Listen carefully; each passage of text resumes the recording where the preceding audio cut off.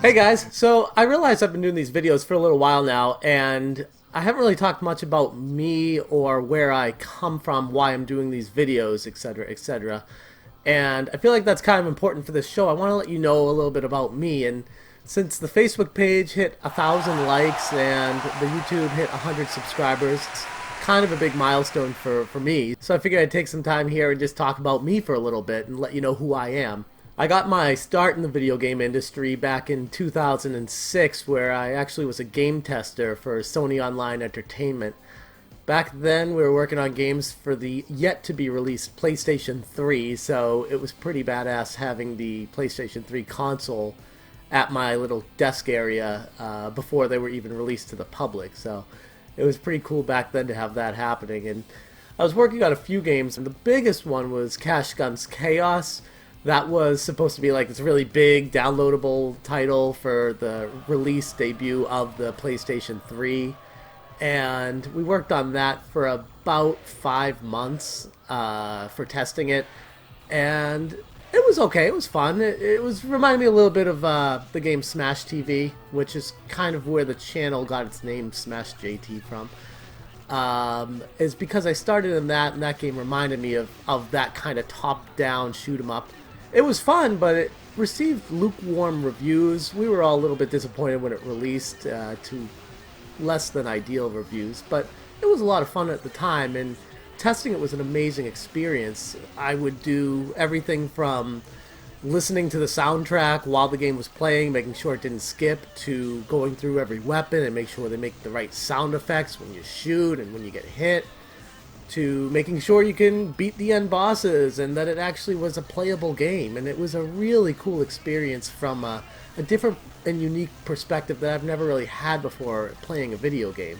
After working on Cash Guns Chaos, then we moved on to a few other games, related projects. One of them was Pirates in the Burning Sea, and a few other smaller titles. I did like a Qbert port, but Sony didn't really get credit for that. At least I don't see it getting credit for that. But it was really cool. I mean, my name got in the credits for these games, and that was like a lifelong dream I had growing up, is I'd beat a game and see the credits roll and be like, oh my god, that'd be so cool to have my name in the credits of one of those. So when it actually came to be and I saw my name at the end of a game, I was like, yes, my lifelong goal has been achieved. My name is in the credits of a video game. So that was a really cool thing. After working on Cash Guns Chaos and those other games, the team kind of dissipated, and there weren't any new releases that they were working on at the time, so my role transitioned to a game master role for EverQuest Online Adventures on the PlayStation 2. One of the few games that actually used the Ethernet port on the back of the PlayStation 2, and I was the in-game customer service slash god of the realm. I went by the name Agent Green for the 6 of you out there that have played the game. That was me. So, hi. And that was a really cool experience because I'd go around the game helping people out. If they got stuck somewhere, I could port them to a place where they wouldn't be stuck anymore. Or if there was like a dispute with a weapon that they traded with someone and they didn't give them something back, I could check the logs and see and then figure it out from our end. And after working at Sony Online Entertainment, I actually then transitioned into a role to be a temp recruiter for video game companies on the West Coast.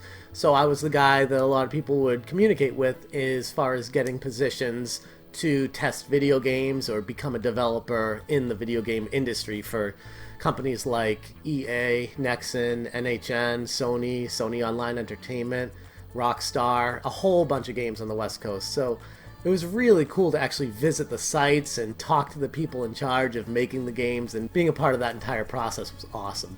And I also want to recognize some of the other people that have helped make the show what it is. A friend of mine, Anthony Vasquez, who did the intro graphics with the Power Glove flying through outer space, did an amazing job on that, so I wanted to give him a little credit here for that. He's done a ton of CG work and a bunch of graphic work that can help people. So if you're interested in using his services, check him out in the info section on this video. Also, I just want to recognize Tim McGillicuddy and Steve Marinelli. They are the two people that make up the band The Rounds, and I've been using their music in a few of my videos. There are some high school friends that I just recently listened to their music and was blown away by how good it really was, so I was like, I want to use that on my videos and help spread the word of how awesome you guys are. So please don't hesitate to take a look at their music, that's also going to be in the info description of this video as well. And last but definitely not least, I want to thank you guys. Without you, the show would not be possible. I mean, I started this like a month ago, and it already has 1,000 likes on Facebook and 100 subscribers on YouTube.